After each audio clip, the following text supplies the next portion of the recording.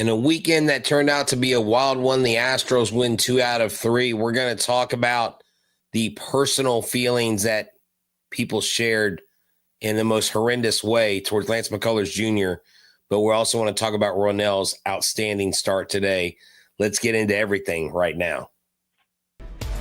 Buenos días, this is Locked On Astros. Hello and welcome to Locked On Astros, your daily Astros podcast. Here are your hosts, Eric the Man Huysman and Brett H-Town Wheelhouse Chancey. We are Locked On Houston Astros, and we update you. Join us for a daily Locked On Astros podcast. My name is Eric Huysman. You can find me on X at Eric Talkstros. Find the show at Locked On Astros, your team every day. Brett, where can I find you at? They can find me at H-Town Wheelhouse on X, Instagram, and TikTok at Stros411 on X and on Facebook. You know where to find me at Back to the Bullpen. Look, man, I'm always positive, always Stros, positive that I'm glad we're addressing this Lance McCullers topic because I think it's something that we should definitely weigh in on, especially Locked On Astros. Hey, guys, thank you for making your first listen. Whether it's on YouTube, go ahead, subscribe to us. Go and make this your first listen.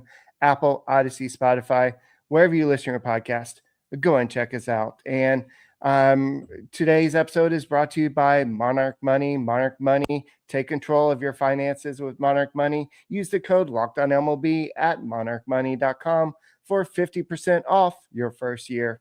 So, yeah, this really hit me hard. I know the definition of fan is fanatic, and fanatic is just somebody that's they really have this passion for the team that they root for or the person, because even like Shakira, she has fans, whatever it is, there's always fans. There are the hardcore fans. There are just the fans. I just like to just watch the sport occasionally.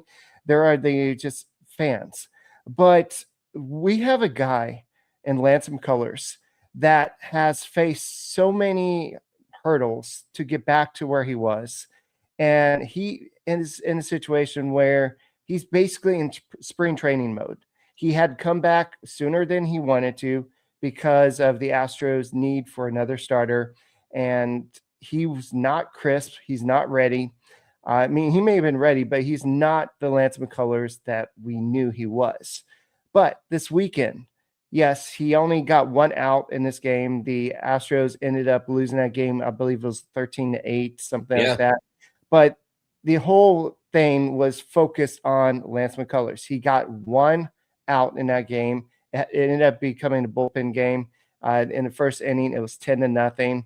But after the game, we found out that there was not only a death threat against Lance McCullers himself, but that if that they would stab his daughter, his kids. And this is just not acceptable. I don't care what type of fan you are, how passionate you are about your team. You just don't do that. Kids are untouchable. You don't even do that with your favorite players. It's a sport. It doesn't matter. Yeah. Typically we call these people keyboard warriors. This is evidence of why we should have kept our mental institutions open and not closed them down years ago. That started happening in the 80s and 90s. So we have that. I mean, someone like this would more than likely not even mention something like this to anyone's face, but they get a boldness behind a computer screen. It's been wild, though. I posted Joe Espada's comments, and I was actually expecting Espada to launch a little bit more than he did. I thought he was going to go unhinged there for a second. He didn't. He kept his cool. That's really more Joe Espada's speed, though. But when I posted his comments on TikTok, the responses are insane to me. They're like, oh, but he did give up 10 runs and he probably should have retired. So there's that. And I'm like, it's a sport. I'm like, hold on. I'm like, no, but I'm like, even if you feel that, the length at which the comments went, you could see the emotion on Lance McCullers Jr.'s face holding back tears, probably not of sadness, but anger, because we know how passionate he is. And people are like, well, Lance McCullers hasn't done anything for this club. I'm like, he was a part of both World Series teams. He was a key component to the 2017 World Series. This guy literally got freaking spaceman tattooed on him. He's all about bury me in the H. And he has just had the unfortunate luck in baseball where he's had multiple surgeries on his elbow. And it's not like Lance went into his career and said, you know what? How can I sign a big contract and how can I screw it up? Right? I was at times critical of the barista thing, of the coffee thing, because I didn't think it was a great look.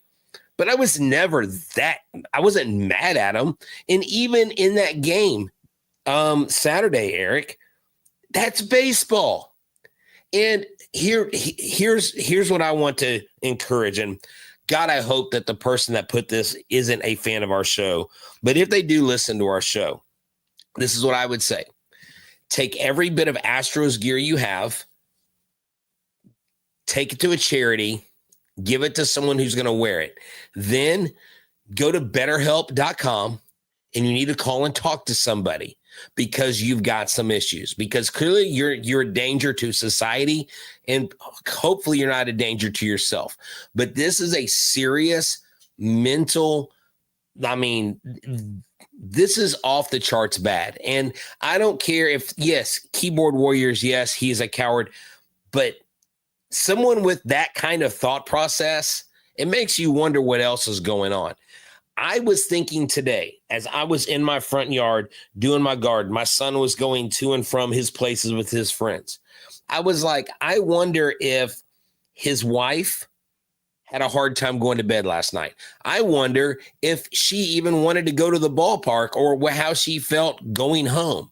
Like, these are real things. And when it's death threats and when it's things like that, it goes beyond what I think as anything that's fathomable as a thought that a human being, a sentient human being would have. And we know that HPD is involved in investigating it, and Major League Baseball security has been informed, and they are also investigating it. So if they're able to find this person, those are credible threats. Those are terroristic threats. They will throw the book at them, I bet. Yeah, and McCullers said this isn't his first death threat he's gotten over the years, but this is the first time that it's actually been aimed at his kids, which is a whole different story. Like, if anything would say something like that to my kids, Brett, you and I have a bad podcast. Would somebody come out and give us a death threat? No, it's a podcast. People make mistakes. Why are we not giving these human beings? Yes, it's a sport that we're very passionate about. But even Spotted said, look, he hasn't pitched in 2.5 years. 2.5 years. We have to give him some time. 2.5 years. Hasn't pitched. It's going to take him a little bit of time to get going. He cussed. He said, things can't happen. It's just really upset that this happens to athletes. We're trying to do our best. Everyone's trying to do our best. The fact that I have to go to my office and deal with this, come on. We're better than this. Yeah. We're better than this. With all the crap that we've dealt with, Astros fans, you're going to do this as well? Okay. I know it's only one person. I'm not everybody. Yeah, we're better than this, but apparently this person is not better than this. But and I don't want to spend the whole show talking about it, because I think at some point you can talk about it so much that you almost sensationalize it. But the lack of understanding the assignment, the lack of reading the room when I just posted Joe Spada's comments, and people were actually like, well, but he gave up 10 runs. And I'm like, what? Like, what are we doing here? And boys and girls, as much as you love the Astros, as much as I love the Astros, as much as we love sports, this is like real life. I'm sorry, guys. It's not real life. This is baseball.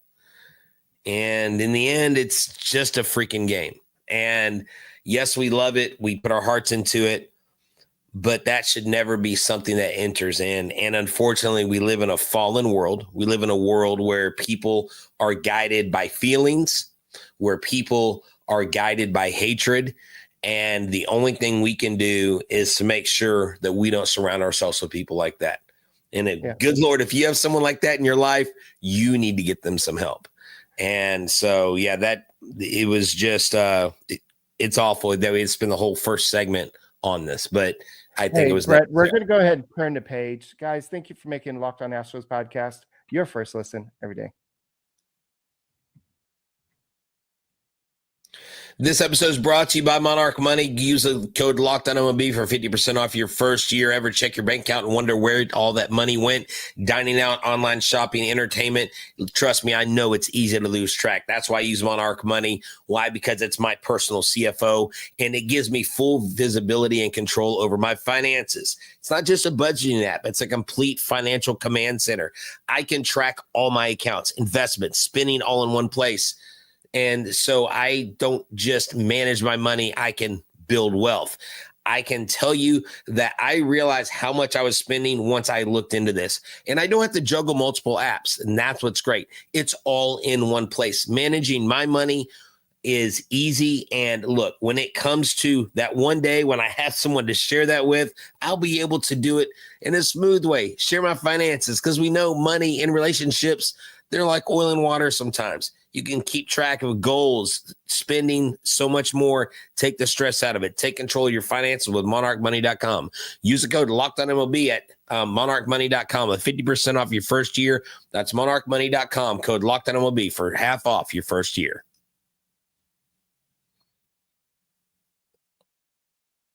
Hey guys, thank you for making Locked On Astros podcast your first listen every day. Whether it's on YouTube, go ahead, subscribe to us, make us first listen. Apple, Odyssey, Spotify, wherever you listen to your podcast, go and check us out. So something doesn't belong from this weekend. 0, 13, 0. 0 runs given up by the Astros on Friday. 0 runs given up by the Astros today, and then 13 runs given up on Saturday. So this was one of the most odd series you could probably imagine the Astros being in. Yeah. Like, as bad as that game was Saturday, today was almost perfect. Friday's game was almost perfect. I think there's more of the offensive production all around. We'll get to offense in a little bit, but in a situation after Lance McCullers only gets one out, then Van Wy comes in and pitches a couple innings to kind of save the bullpen, but then it's a full bullpen game from there on Saturday. We needed Ronel Blanco to go out there and do what he did, and he did it, Brett. What did he do today? Well, I thought he was going to throw another no-hitter, and I was like, I should be at the game right now. And, of course, I wasn't. I was in my yard, mulch and flowers and all that stuff. But dude, I listened to the game as I'm in there, as I'm in the yard work, I'm hearing him just like mow down these Reds hitters. And I'm like, okay, we got to give him some run support. You had Yanner Diaz come in. We'll talk about that here in a little bit. But Ronel Blanco, dude, 11 Ks. This was a career high for him. He only had one walk and one hit. And that's it. I mean, basically 2 batters. He was 2 batters away from throwing a perfect 8 innings. And had he been perfect through 8, he probably would have gone into the 9th.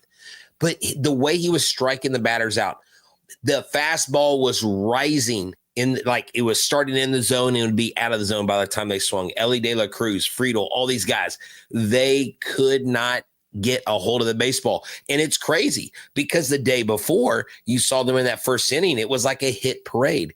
But this is what Jeff Carr of Locked On Reds told us, Eric, was it is famine or feast with the Reds. And that's really what they were this weekend. But the Houston Astros overall backed up their guys. And Ronel Blanco talked to Espada, and Espada's like, we got to have you, Ronel.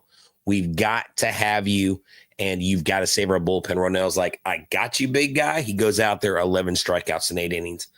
Dominant performance. And I don't think it was I think Espada during the game, and they talked to him, and he said, they asked him, hey, did you have a discussion with Blanco? And he said, no, I didn't really have a discussion. We exchanged looks, but he knows the situation. He knows he's got to go out there and basically man up. And he did that 8 innings. nothing. Yes, when he reached the 10 strikeouts, which was a career high at the time, he was so happy. He was so pumped up. When he got that 11th strikeout, he was even extra excited. But what was more important to Blanco at the time was the 8 innings, because that saved the Astros bullpen, because it has been used up so much in the past few days. And even Hunter Brown, he only went 5 2/3 innings on Friday because he had a lot of strikeouts and a lot of walks in that game. But overall, he did exactly what he was supposed to do. Sean Dubin came in and he made his 2025 debut. 1 inning, 1 walk allowed, 1 strikeout. So he's up because Van Wy was optioned down because they needed a fresh arm, because they abused the bullpen the day before. And so this is probably what you're going to see a lot, especially with the fact that the Astros are likely going to a 6-man rotation starting right now. And the fact that we'll talk about this a little bit later, but Hunter Wisniewski went on the IL, and so they need a 6th starter. And a lot of people thought that was going to be AJ Blueball, but it's probably going to be Colton Gordon. And that's what Dana Brown said pregame. He said that it's likely going to be Colton Gordon because Blueball pitched today. And so Colton Gordon is going to be making his big league debut on Wednesday, unless there's a big change in plans. But this is a brutal stretch. And what Blanco did today was just what exactly they needed. And this is the same guy that the Astros counted on so much last year. He stepped up after kind of a horrendous start to the season. His ERA is all the way down to 4.04. And he's showing that, hey, I wasn't doing this last year with smoke and mirrors. I'm really legit. And this is a guy the Astros need. No, yeah, I mean, yes, definitely. You need him. And of course, I have given him a nickname. Okay. And this is my nickname. And it's actually El Caballo, but Caballo de Trabajo. He is a workhorse. This guy goes out on the mound and he absolutely deals. And if you remember Carlos Lee, he was El Caballo, right? Well, this is the workhorse of this staff. And Ronel Blanco just continues to impress me, because I was worried about him through spring training. I've been a little uneasy about how I felt about him in 2025 because of he's not been shaky, but he's been inconsistent. And he was able to lock in today. And he was able to know what the job was. You've got to save this bullpen. And Eric, you and I both talked about this going into this long stretch of games back to back to back. What is going to be the toughest part is keeping your bullpen intact, keeping your bullpen rested. And this is the exact kind of win, the exact kind of start that you need from Ronel Blanco, from guys that aren't Hunter Brown, from guys that aren't Framber Valdez. The other cast and crew, they've got to hold up their end of the bargain.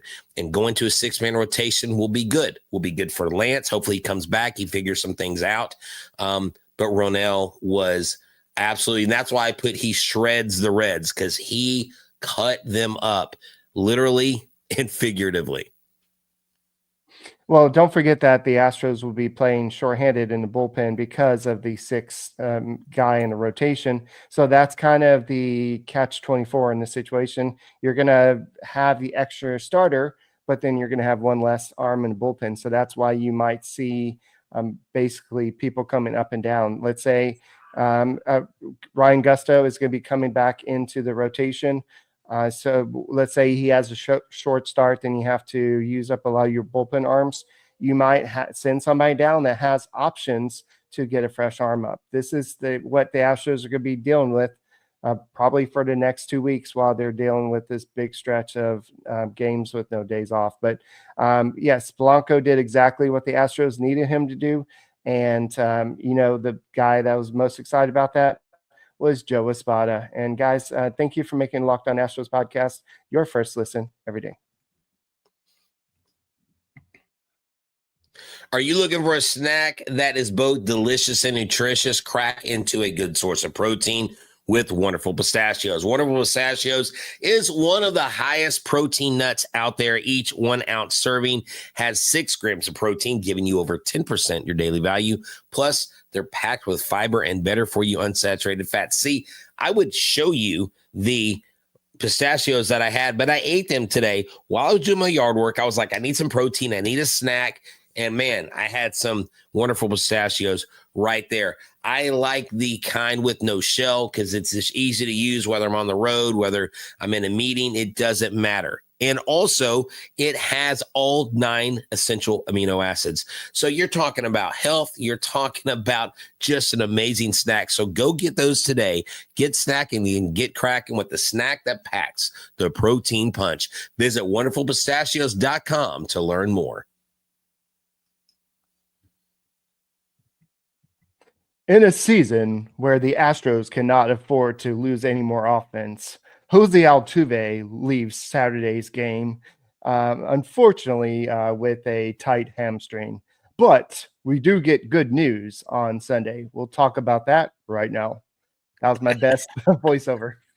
But anyway, Altuve left the game. We all assume, I'm sure you probably assumed it too, that the score was just really out of control. And this was just a opportunity to get Altuve some rest. But this was not. This was a situation where he had a tight hamstring and they wanted to take him out. And Joe Spada said on Sunday that it's not quite as bad as it was on Saturday. So hopefully he'll get back in the lineup soon against the Royals. But when Alvarez is already kind of out for until at least the Rangers series, it's scary when Altuve, even though he's been struggling, he has a little bit of hamstring issue. But if it's a little bit better, maybe we'll see him in the lineup. But what the Astros did today without Alvarez, without Altuve, it was impressive. They actually were consistent. You had Christian Walker, probably had one of his better days as a Houston Astro. He had 3 RBIs, and none of them were home runs. And so that's a little bit more impressive because we've seen him have the home run days, but what he did today was a little bit better overall, I think. No, yeah, definitely. And I had sent it to you. I don't have the screenshot here with me, but in the last 8 or 9 home games, Christian Walker in the league has one of the highest on base percentages. I think it's around 485, Eric. So he was 2 for 2 today. Also, he was, I believe was he hit by a pitch or no? No, he had a walk. Okay, hit by a pitch. He had 3 RBIs today. He got up with bases loaded. If you could look up that graphic and run through some of those numbers for us, because I think it's important. You know, we always want to ask the question of why are these things important for this season? Well, when the Astros get bases loaded, Eric, they've been really, really bad this year. And Christian Walker gets up and he knocks in 2 runs, and that was a rarity for this season. But you had Cam Smith went 2 for 4 today. Even though DeCenzo didn't get a hit, he had a walk. DeCenzo's looked a lot better lately. Yainer Diaz with the big 3-run home run. And what was great was Joe Espada was on the mic with Blum and Todd. And you heard the excitement in his voice. Yes. Oh, yeah. He was like, there it goes. It was great. It was great to see this offense. And look, even in that 13-8 loss, they still came back. They still scored runs. They still put crooked numbers up. I think all that stuff's going to work itself out. The Astros are now squarely in second place in the AL West. And I think that's significant because they were at the bottom of the barrel just a week and a half ago. And it's all about making small incremental steps and putting one foot in front of the other. But the Astros have just been abysmal when it comes to having bases loaded situations. Yes, it was Christian Walker and Caratini got hit by a pitch. And Caratini not only got hit by a pitch, but he also fouled the ball off his knee. And it looked like he was in a lot of pain. And I was surprised that he stayed in the game. But the Astros can't afford to lose his bat. They really can't afford to lose any of the other guys' bats. But it was good to see Cam Smith get out there and make some positive contact out there. He did have the 2 strikeouts today, but yeah, Christian Walker is doing good. And to go over the stats that Brett said, and the league leaders in the past 8 home games, it was Jeremy Pena with a 514 on base percentage, Christian Walker 485 on base percentage, Jacob Wilson with the A's 472, Zach McKinstry with the Tigers 464, and Jackson Holiday with the Orioles 462. So you got 2 Astros that are performing at home. So what they're doing at home this year is impressive, considering last year. You remember everything that they tried to do last year by painting the backdrop of right by the. They actually painted the whole hitter's background, and then they painted the Budweiser sign out there to make it where it wasn't such a big distractor. They found all these excuses for why the offense wasn't producing last year, when the offense is struggling as bad as they were overall, I guess, last year. But they're doing a lot better at home. They're just struggling on the road. And that's the scary thing, is that this team has got to learn how to play better baseball on the road. And once they can put that together, I think you're going to see a more consistent team all around. But Pena has looked good since he's moved to the leadoff spot.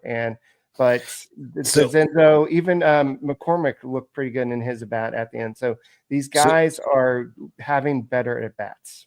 So let me tell you why it's important for us to talk about the bases loaded situation. 42 plate appearances, ranked 7th in the major leagues. You're like, okay, we've had a lot of opportunities with bases loaded. RBIs, 15. That's 27th. Batting average, 105. That's 30th. On base percentage, 119. That's 30th. So we've been terrible with bases loaded, Eric. And that is something that you have got to improve on. Now, obviously, overnight, you're not going to find yourself in the top 10. But right. If you can do this, and someone like Christian Walker, okay, who has struggled, who has looked just frustrated beyond what I can imagine him being out there, because he knows the deal he signed. He knows he came to Houston to win. He didn't come to Houston to lose. But his glove was amazing. His glove is always good. Him and Paredes, phenomenal combo at first and third. I love that. But this team puts up, Eric, enough runs, and they blank the Reds once again. They pitch a shutout. They score multiple runs. Everybody seems to get involved. And like you said, without Altuve, without Alvarez, I mean, this is a key thing. And at the end of the game, Eric, Sean Dubin came in. Sean Dubin returned to the mound and came off the IL finally. So that was good to see him. Yeah, I mentioned that earlier at the I believe when we're talking about Blanco, but it's just good to see these guys come back. But the Astros now are still trailing the Mariners. They're down 2 games to the Mariners. They just leapfrogged. Well, I guess they're technically tied. They're just a percentage point ahead of the A's right now for second place, but it's a virtual tie, 2 games behind. So, but the Mariners are still at the top of the hill. They've, in the last 10 games, they're 5-5. The Astros are 4-6. There's just a lot of close games the Astros have lost over the past 10 games, but there's that game on Saturday was probably one of the worst losses for the Astros all season. But like you said, they made it a game. They made it where the Reds had to bring in their leverage relievers to pitch multiple innings. And when it should have been, let's just worry about tomorrow's game, the Astros made it a game, and the offense came back, and they didn't win the game. But I think that game yesterday on Saturday led to what happened in today's game, because the offense started to get the flow of things, and that's how you saw them score the runs today. And Eric, we did cause them to use 4 more bullpen pitchers today, because Petty only lasted 3 innings, their starter. That was Well, but I'm just saying though, but that's what the Astros did to the opposing pitching, and that's what you have to do. And look, the Royals were my preseason pick to win their division in the Central. They haven't lived up to that billing up to that billing yet. I think they have it in them. They have Bobby Witt Jr. Their pitching hasn't been there like they would like it. They did lose some guys in the offseason, but the Royals are a team that can come in and do some damage. We've seen them do damage even when they're not good. But this is a ball club that I think you can catch them right now while they're not performing their best and you're starting to pick up steam. Is a very good opportunity to grab another series win. It'd be good to have 2 home series wins back to back. And that'd be very important. And Dana Brown did say also that Alvarez is looking a lot better. He was able to grip the bat, and it looks like he could get back here at least before the Rangers series. So we'll have to see if that happens. I know that Altuve, they're hoping that he gets back, back within 48 hours. So maybe on Monday or Tuesday, you'll see Altuve back in the lineup. But at this time of the season, it's still early where you can worry about the long haul versus if he misses a few games, it's not that big an issue. So I just think that the Astros, what they did, rebounding after that bad loss on Saturday, to do what they did today with Blanco, just stepping up and just showing that he can not be ace, but he can pitch like an ace on occasion. This was all big for the Houston Astros, and nothing's bigger than Christian Walker starting to hit because they brought him here to perform. And as we're going out, we need to make sure, I think this is the last week you can get tickets for the May 24th Astros game, the Locked On Astros group night. Yordan Alvarez cycle bobblehead. I've got a whole box of bobbleheads behind me we're going to be raffling off. So y'all make sure y'all sign up for that. $45 of the tickets. We're not making a single penny off of it. It's all going to the Astros. It's actually a discounted ticket. So come hang out with us. Get your ticket. Last I checked, there are about 14 tickets left. We have about 40 total. So get your ticket. Come hang out with us. It'll be fun. Hey, guys, thank you for making Locked On Astros podcast your first listen every day. Whether it's on YouTube, go ahead and subscribe to us, and we will see you tomorrow. Go Stros. This is what